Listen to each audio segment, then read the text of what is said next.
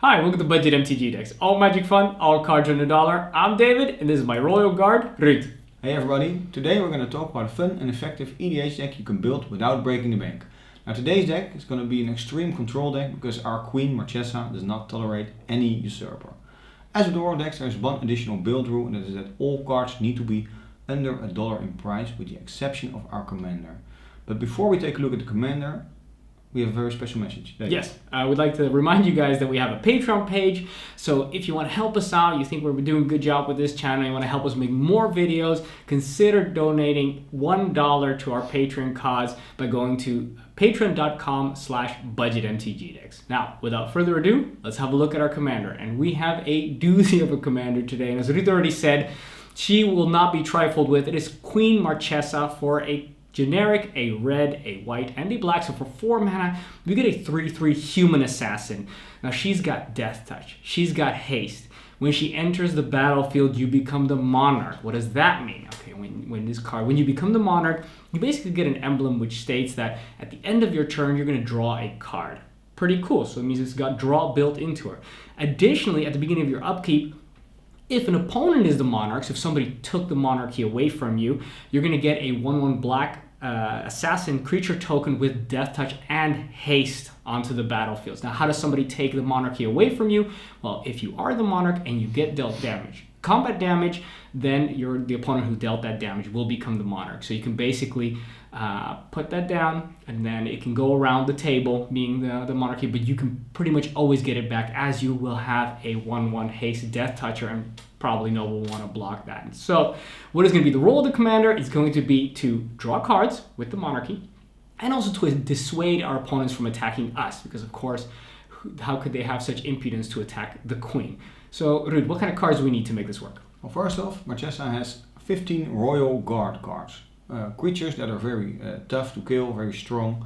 She needs those. Then we have 16 toolbox cards. Those are mostly instants that deal with problems for Marchesa. Then we have 13 control cards and 17 utility cards. So other stuff that helps Marchesa out. And of course we have 38 land cards. Exactly. And what would be the ideal turn progression? On turn 1 we will do nothing.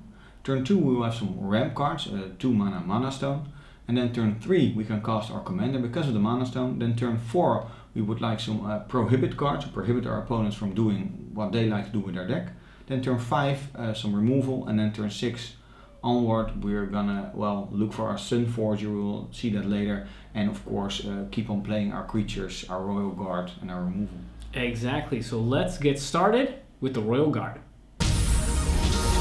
Naturally, Marchesa does not hold the throne by herself. She has a Royal Guard to protect her, and we've divided these cards into 3 categories. First one is the Queen's Elite, then her Assassins, and then finally her Royal Arms. We're going to begin with the Queen's Elite, and we start off with Silverblade Paladin for 1 and 2 white. So for 3 mana, we get a 2/2 Human Knight with Soul Bond. And when it enters the battlefield, the creature it's Soul Bond with and itself will have double strike. This is of course especially powerful if we Soul Bond it with Marchesa, meaning that Marchesa is a 3/3 haste double strike death toucher. And of course that means that in combat people are going to have to block it with more than 3 creatures to even stand a chance to kill her, which is of course super nasty. And even if you don't want to Soul Bond her with Marchesa, there's plenty of other really big creatures in this deck which love to get double strike.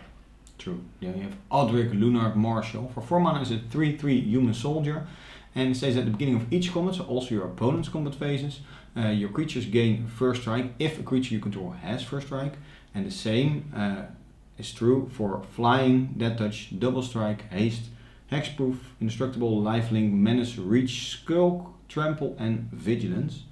So I'm not going to explain all those, but it's a lot. It's really good creature. Yeah, and the cool thing is in this deck, there are a lot of these abilities already, and they're of course not all piled on one creature, but that definitely means that when Odric comes in, at least all your creatures are going to have haste and death touch, because of course Marchesa has that, and of course if you get Silverblade Paladin, they all have double strike.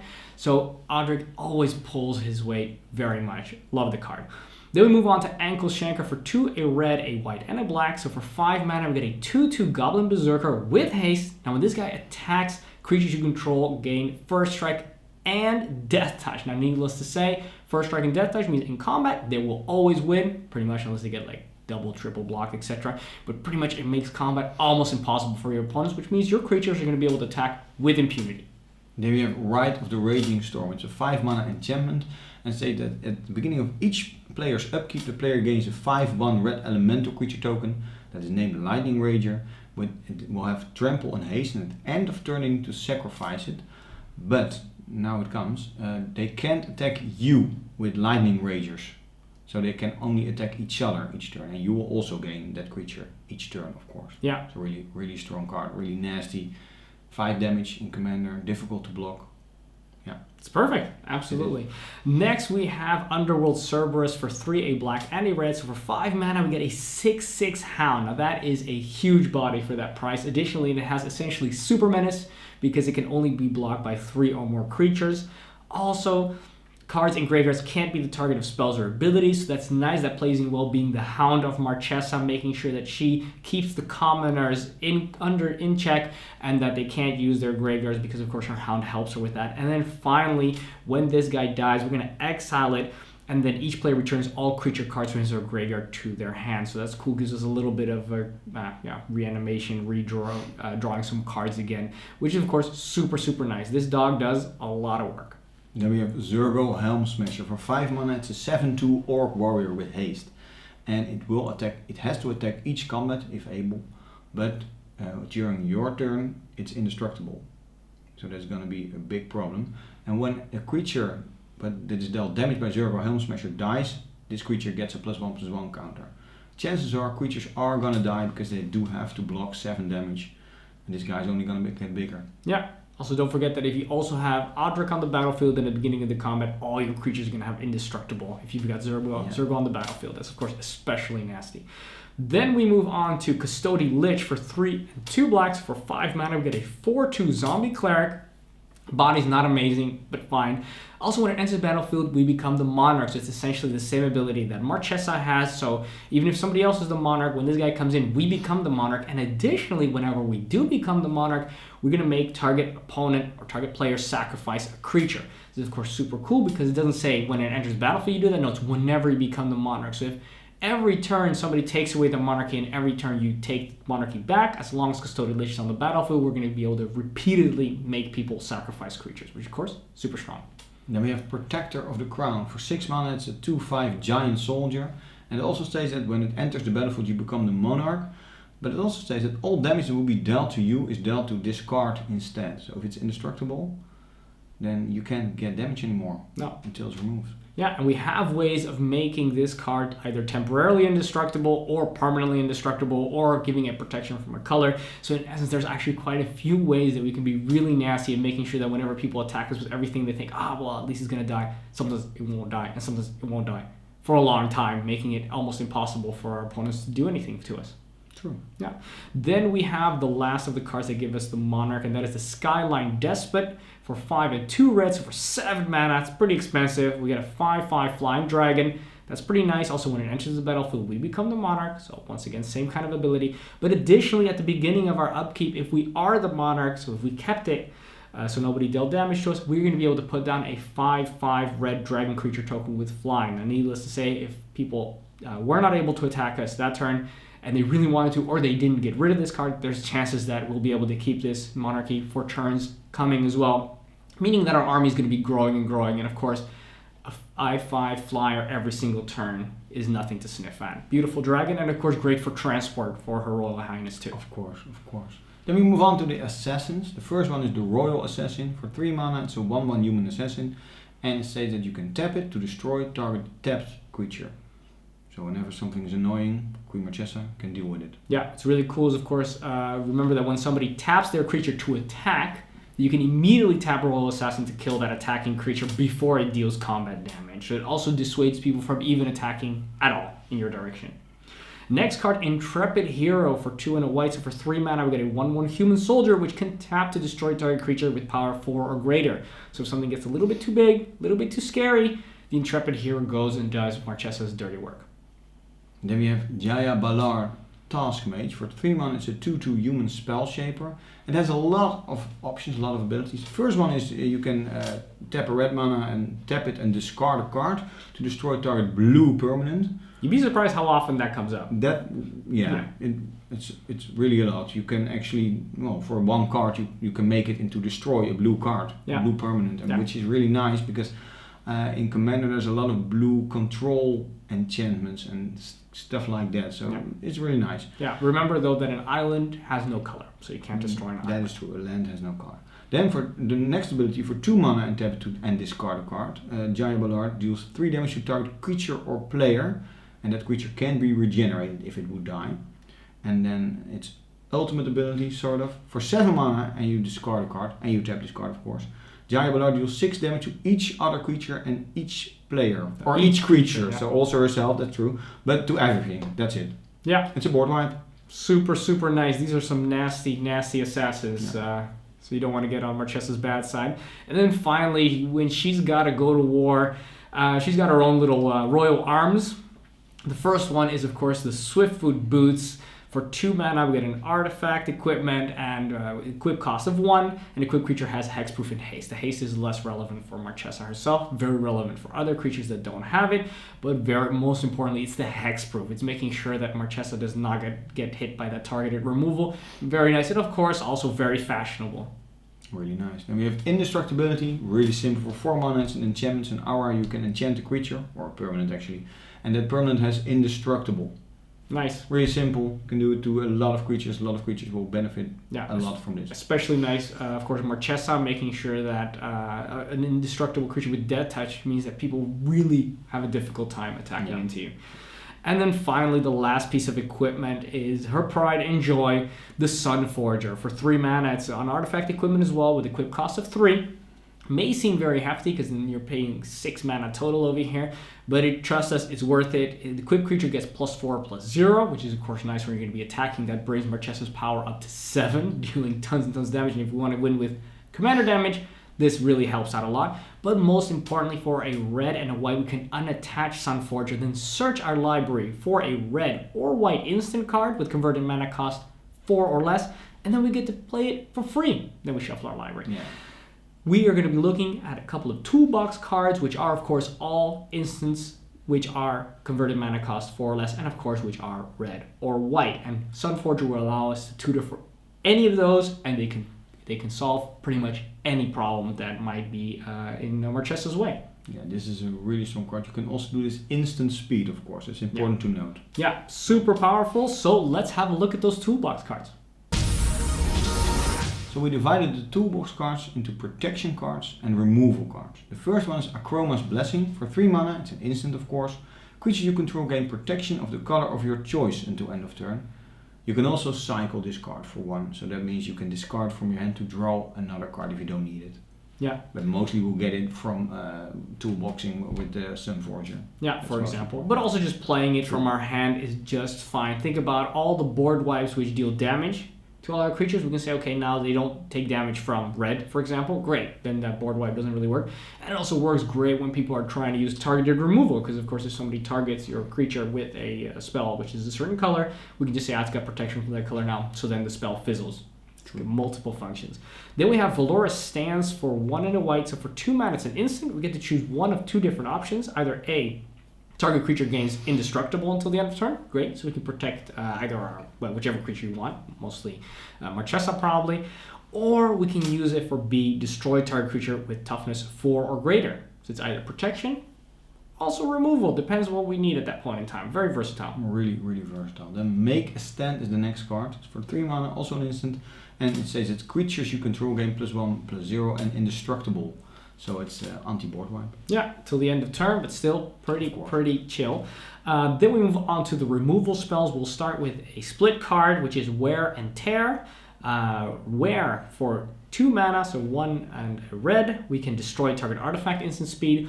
Or Tear, which is for 1 white, and that is destroy target enchantment. Of course, if we played from our hand and we play 3 mana, we can do both. But if we tutor it with something like Sun Forger, then we do need to pick one of the 2. Yes. Then we have Ragdoll's Charm for 2 mana. It's an instant. and you can choose one of 3 things. The first one is exile all cards from target player's graveyard, so against a graveyard deck, of course.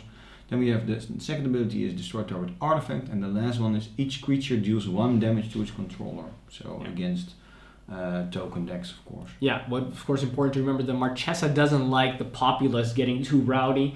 So when people are playing with token decks, for example, she doesn't like the population you trying to usurp her. So then something like each creature deals 1 damage to its controller is a great slap in the face against those people trying to get the mob out, let's say. Also, it's important to remember that we can tutor this with Sun Forager, for example, because this card is red. Yes, it's black as well, but it's also red, and that is all that matters. Then we move on to Oblation for 2 and a white. So for 3 mana, it's an instant, and it states that owner of target non-land permanent shuffles it into his or her library and then draws 2 cards. And we can use this card in 2 ways. One, we can use it as removal, and of course we do give our opponent the 2 draws, but it could be, something's just a non-land permanent. It gets rid of anything, pretty much. Additionally, we can also use it against one of our, for example, our 1/1 assassins. Just a token that we don't really need at that point in time. We just, we're going to get rid of that one, and we get to draw 2 cards. So it's very versatile as well. And of course, we can tutor it instant speed, which is nice. Yeah, really true. Then we have Mortify for 3 mana, of which 1 white and 1 black. We can destroy target creature or enchantment. Yeah, what's more to say? You can destroy a creature or enchantment. I was expecting a whole story for that, but there's nothing to say. That's what you do. It's very useful. Mardu Charm is next for a red, a white, and a black. It's an instant, and it does 1 of 3 things, which is either dealing 4 damage to target creature, great, it's going to hit a lot of stuff, or we're going to put 2 1/1 white warrior creature tokens with battlefield that have first strike until the end of turn. Cool, so we could stop a 2/2 attack or something with 2 toughness. Or target opponent reveals his or her hand and you choose a non-creature, non-land card from it, and then that player has to discard that card. In Commander, that option is usually used less often, but as a removal card, it's pretty sweet. Then we have Grab the Reins. For 4 mana, it's an instant, and you can choose one of the following 2 things. Until end of turn, you gain control of a creature, and that creature gains haste. Or you can sacrifice a creature, and Grab the Reins deals damage equal to the creature's power to target creature or player. So you can also entwine this card, but you can do that, of course, if you tutor it, but with Sun Forager. But if you entwine it, you can steal a creature and deal damage with the creature. So you sacrifice, so the player won't get it back. It's really strong. Yeah, it's very nice. I love this card because it's instant speed. You can use it as well when somebody attacks with 1 creature. You can instant speed take a creature from them or from somebody else and use it to block. You can use it when somebody is trying to does removal against your own creature. You say, okay, fine, I'm going to sacrifice my own creature. I'm also going to deal damage and kill one of your creatures. You can, of course, when you play from your hand, you can do the entwine cost as well. It's so useful in so many different situations. I think it's a lot of fun to play. Next, we have Utter End for 2, a white, and a black. So for 4 mana, it's an instant exile target non-land permanent. I mean, if we're talking about mortifying that it's simple, this is even simpler. How basic do you want it? It's beautiful. It's really nice. Yeah. Then we have Wild Ricochet. For 4 mana, it's an instant, and it states that you can choose new targets for target instant or sorcery spell, and then you can copy the spell, and you may choose an additional targets for that spell. Yeah. So you basically you sort of counter the spell and cast it twice against your opponents. Yeah, really that nasty. is so horrible. I mean, if somebody plays this and you thought, I'm gonna kill their commander, their key creature, and then not only did you not do that, but they got rid of 2 things. Yeah. Which is, of course, it's beautiful to see. Then we move on to also removal, but these are the ones that make our opponents sacrifice creatures because sometimes stuff is indestructible or can't be targeted, and it's nice to have a few things that hit stuff that in such a way by making them sacrifice it. First one is Condemn for 1 white, instant. Put target attacking creature on the bottom of its owner's library. Its controller gains life equal to its toughness, which means that, of course, if that creature had regenerate or indestructible, doesn't really matter. We're just going to take it, put it at the bottom of the library. If it wasn't their commander, then good luck finding that card again. True. Then we have Wing Shards. For 3 mana, it's an instant, and it says that target player sacrifices an attacking creature. So only during the attack you can do this, or you can do it another time, but it won't do anything. Then it also has Storm, which means that when you cast this spell, you can copy it for each other spell you cast this turn. So also creatures are spells, lands are not spells, of course, but anything, enchantments, artifacts, anything is a spell.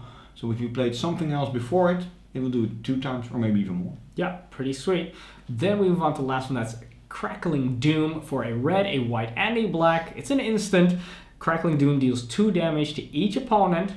Okay, fine. But each opponent sacrifices a creature with the greatest power among creatures he or she controls. This is, of course, extremely nasty. He's going to hit the biggest thing. And not only does it hit the biggest thing, it also hits the biggest thing of each opponent, which is great value. And that additional 2 damage, that's just funny, I guess, right? Yeah, can do something. Yeah. Then we have Volcanic Fallout for 3 mana as an instant, and it can't be countered.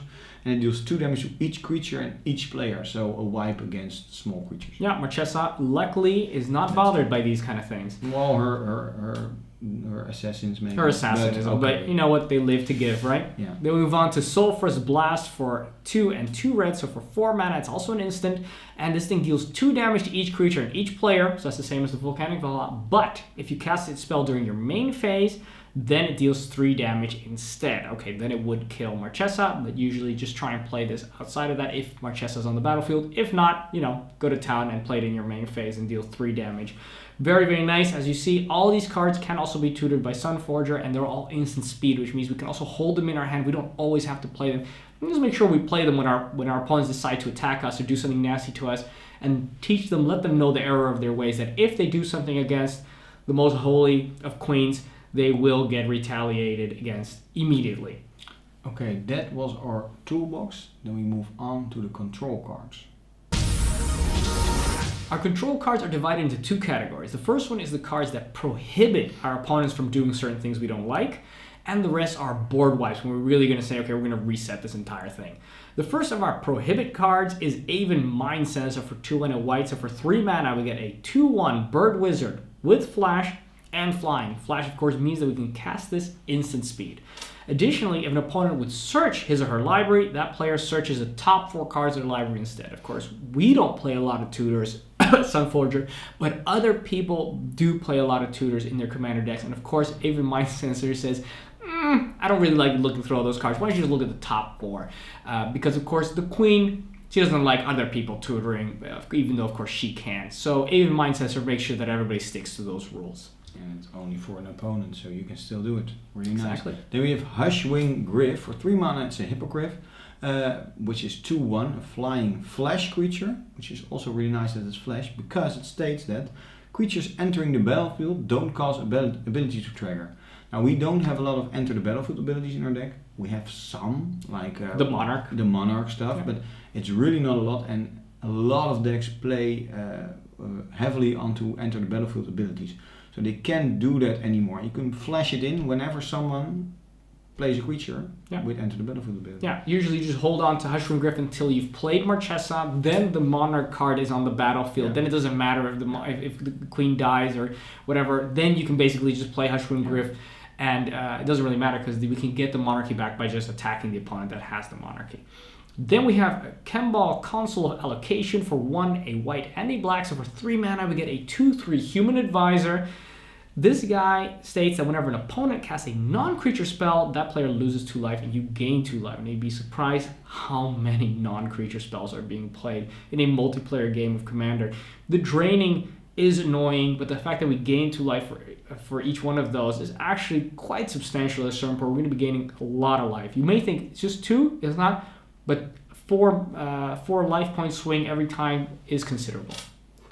The next card is Kismet. For 3 and a white, we get an enchantment that states that artifacts, creatures, and lands your opponents control enter the battlefield tapped. Now, this is such an incredibly powerful card as far as it's concerned to tell our opponents they can't do stuff. Making sure that their creatures, artifacts, and lands come in tapped is an incredibly offensive slap in the face, and I love playing this card.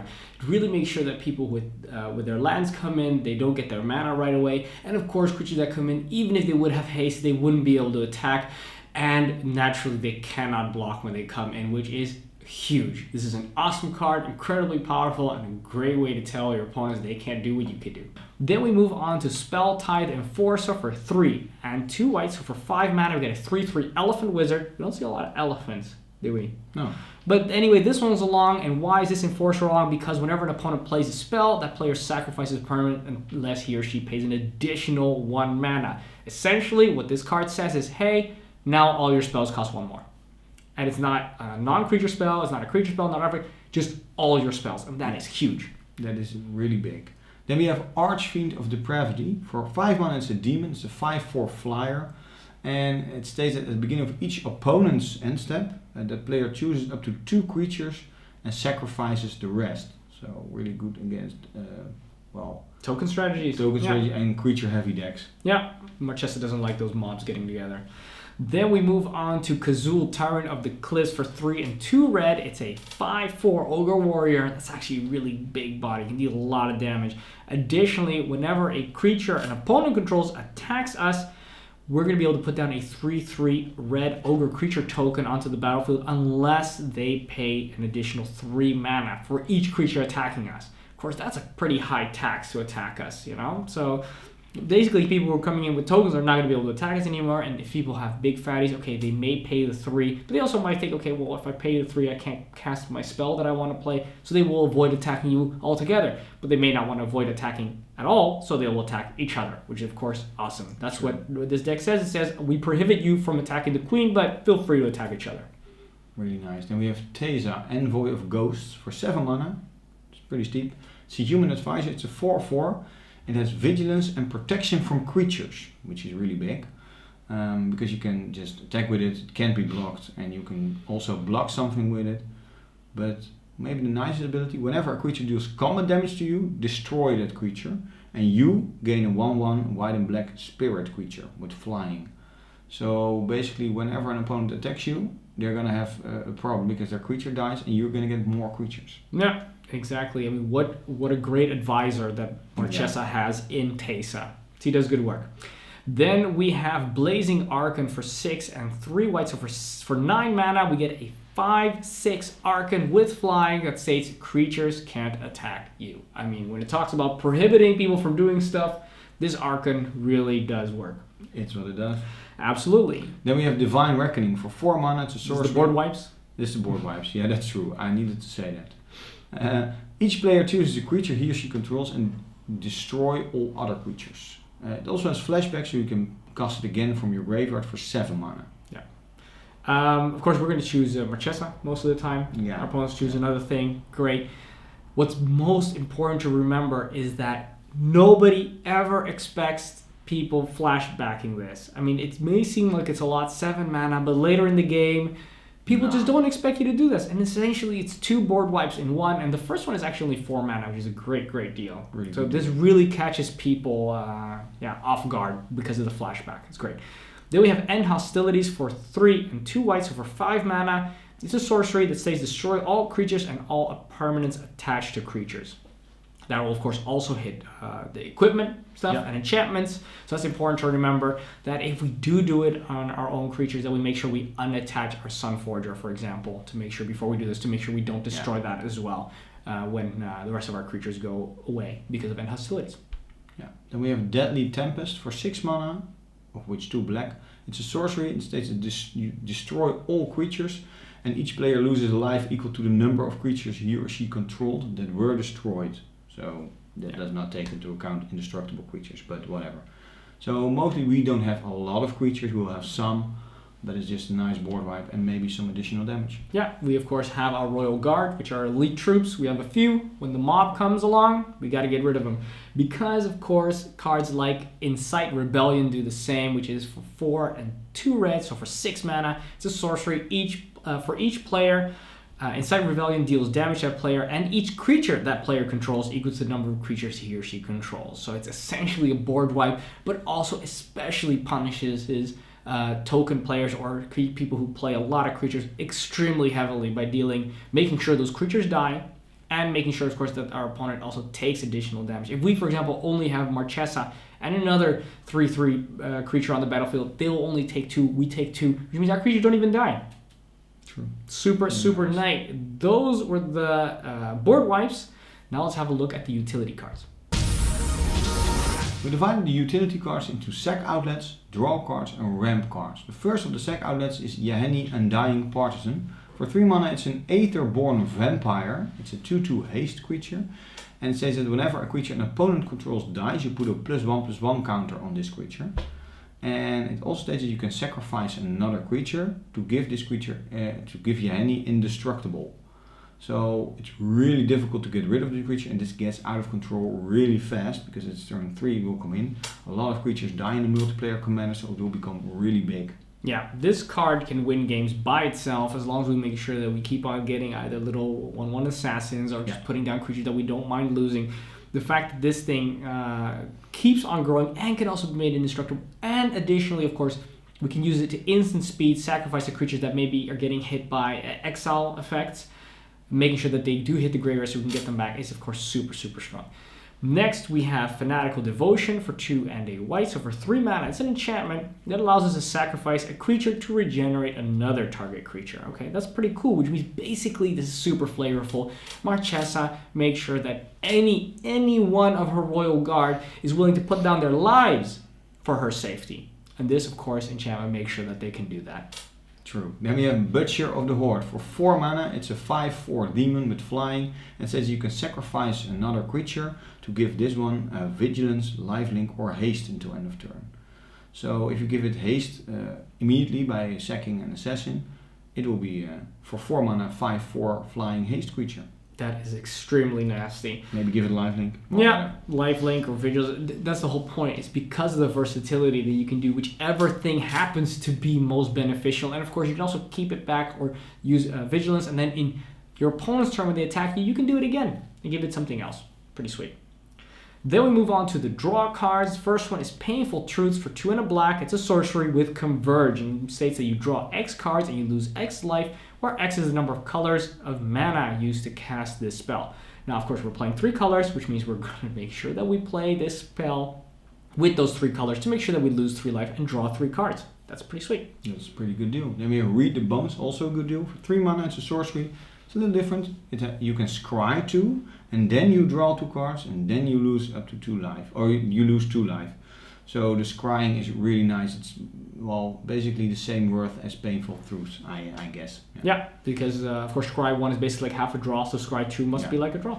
Then we move on to Underworld Connections for 1 and 2 black. So for 3 mana, it's an enchantment. We get to enchant a land. Now this land can tap and make us pay a life to draw a card. So that's a nice little repetitive draw there. Yeah, late game. You don't need a lot of lands anymore. Really nice, you need to draw. Then we have Outpost Siege. For 4 mana, it's an enchantment, and you can choose Khans or Dragons when it enters. Mostly we'll choose Khans, I think. And it says that at the beginning of your upkeep, exile the top card of your library. Until end of turn, you may play that card. So it's essentially additional draw. But if you choose Dragons, whenever a creature you control leaves the battlefield, Outpost Siege deals 1 damage to target creature or player. Could be, but mostly I think you will choose Khans. Exactly. Then we go on to the last one of the draw. That's Dawnbreak Reclaimer for 4 and 2 whites. For 6 mana, we've got an angel, a 5/5 flying angel, in fact. And at the beginning of your end steps, that's cool because it actually does something on the turn it comes in. Because at the beginning of the end step, we're going to choose a creature card in our opponent's graveyard, and they're going to do the same for our graveyard, and then we're going to return both of those under their owner's control. So that's cool because, you know, just because she's the monarch doesn't mean she can't be generous for the people, you know? And if you help her, she helps you. So that's, of course, making sure that there's always people out there willing to fight for the queen. And Dawnbreak Reclaimer makes sure that you can make your allies in such a fashion. And we actually only have pretty strong creatures, our Royal Guard, and our pretty special things. And some opponents will have smaller creatures that do less stuff. So, yeah. Then we move on to the ramp cards. Talisman of Indulgence for 2. It's an artifact, can tap for a colorless mana, but can also tap for a black or a red if we allow it to deal 1 damage to us. Then we have Fellwar Stone. For 2 mana, it's an artifact. You can tap it to add 1 mana to your mana pool of any color a land an opponent controls could produce. Well, we play 3 colors, so chances are there is something we can do stuff with. Exactly, and of course remember that in Commander people are also playing cards which of course can produce any color, and then this one will do that as well. We have Mind Stone for 2, artifact as well, taps for colorless, but we can also pay a mana and tap it to sacrifice it and draw a card. Nice late game. Really nice. Then we have the signets. We have Orzhov Signet, Boros Signet, and Rakdos Signet. For 2 mana, they will all come in, and then you can pay 1 mana to get either a white or a black with the Orzhov Signet, a red and a white with the Boros Signet, or a red and a black with the Rakdos Signet. Correct. And then we move on to Charcoal Diamond, which for 2 mana, it comes in tap though, but it does tap for a black mana. Then we have Fire Diamond, which gives you red mana, and then we have also Marble Diamond, which gives you white mana. Exactly. So as you can see, all of our ramp is 2 mana because we want to make sure that we get our 4 mana commander out as soon as possible. And of course, Marchesa will be able to get a lot. We're going to be able to get more value out of her when she comes in earlier because of course when she comes in, we become the monarch. And then we're going to be drawing a card at the end of the turn, which is of course super nice. And later in the game, which is also important, which we didn't mention, is that the additional value of having the monarchy is especially powerful with all the instants and sorceries because sometimes it could be that we don't have a card we need, but then we pass a turn, the monarchy allows us to draw a card. Normally we wouldn't be able to play that, but as of course it's an instant, we can of course in our opponent's turn just play that card. So that's why it's so important to make sure that Marchesa gets out as soon as possible, and the ramp cards allow us to do that. Now let's have a look at the lands. We divided the lands into 7 plains, 7 swamps, 8 mountains, and 60 non-basic lands. And the first one of the non-basic lands is of course, Throne of the High City. It's a land that taps for colorless mana, and for 4 mana, tapping it and sacrificing it, we can become the monarch. I mean, how could we not include this card? It is her throne. Really nice. And we have Battlefield Force. It doesn't come in tap, so that's really nice. You can tap it for a colorless mana, but you can also tap it for a red or a white, but then it deals 1 damage to you, which is actually the same as Caves of Koidos, but this one taps for white or black. That's right. And then we go to Nomad Outpost. This one comes in tap, but can tap for either a red, a white, or a black. Coincidentally, the colors we need. And then we have Exotic Orchard for, well, it's a land, of course, for no mana. You can tap it to add 1 mana to your mana pool of any color a land an opponent controls could produce. Sounds familiar. Sounds very good. Then we move on to the Vivid cards. That's the Vivid Meadow, the Vivid Marsh, and the Vivid Crag. Now these cards all come in tapped with 2 charge counters on them. They can either produce a white, a black, or red mana, but 2 times they are able to produce mana of any color by removing one of those charge counters. Then we have Wind Scarred Crag. It enters tapped, but when it enters you gain 1 life.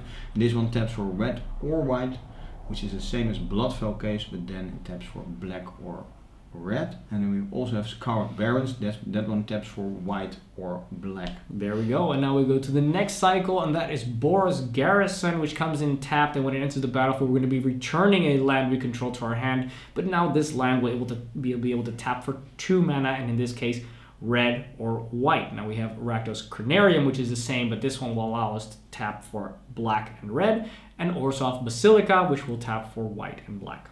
Then we have also 2 of the same cards, Terramorphic Expanse and Evolving Wilds. And they can tap and sacrifice themselves, and then you search your library for a basic land card and you can put it onto the battlefield tapped. Very, very nice. Those are the lands. Let's have a look at the conclusion. In conclusion, this deck is a lot of fun to play. You feel really like the commander. You feel like you are the evil queen that rules the land. You decide what happens, you decide who dies and who lives. So that's what I really like about this deck, actually. Yeah, I also really love this deck. It is the essence of you're the royalty. You are the supreme commander over everybody, and people can fight. They can go to war as long as they don't raise a finger against you, and it really feels like that with all the prohibit cards. You know, your stuff doesn't do the stuff that it's supposed to. Only I can do that kind of stuff because, of course, I am royalty and the rest are just the commoners, which is, of course, hilarious to play it in such a fashion. You've got extreme instant speed control. The toolbox cards are phenomenal. You've got your protection, you've got your remove, you've got an answer for everything. If you get Sunforger on the table with another creature, it doesn't even have to be Marchesa wielding it, just any creature holding it on. It basically means that as long as you've got that 2 mana open, nobody can do anything against you because they know that you will counter it in some fashion. So they can't do anything against you anymore. So what do? They attack each other, which is fine. Marchesa's cool with that. She's got her assassins doing her dirty work. We've got board wipes if the rebellion gets 2 out of hand. It really feels like you're the ruler of the land, and you're creating your empire, and of course that is super fun. It is actually really controlly. So in that sense, if people don't like it that you're constantly removing things, answering stuff, getting rid of their enchantments, destroying their artifacts, killing their valuable creatures, they won't have a lot of fun playing against you, because yes, this is a serious control deck, and I love it.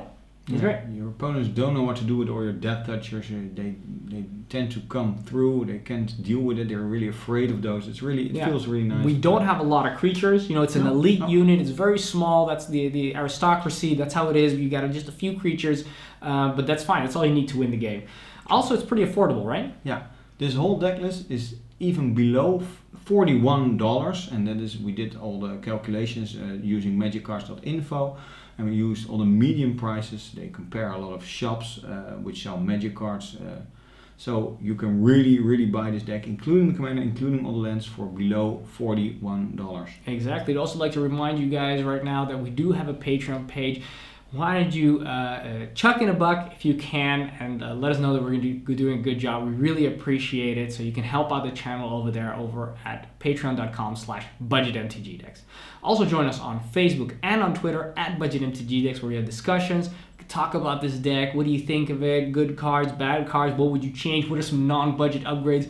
We will be coming with some non-budget upgrades for this deck, so check out our social media, where we will be posting those suggestions there. Also, subscribe to us here for the most powerful decks and advice everyone can afford. And of course, if you do subscribe, hit that little bell button to make sure that you get notifications when a new video comes out. Because if you're subscribed but you don't hit that bell button, you won't get any notifications. I don't know why it works like that, but so just make sure you press that bell button. Well, thanks for watching. That's it. I'm David. I'm Ruud. This was Budget MTG Decks.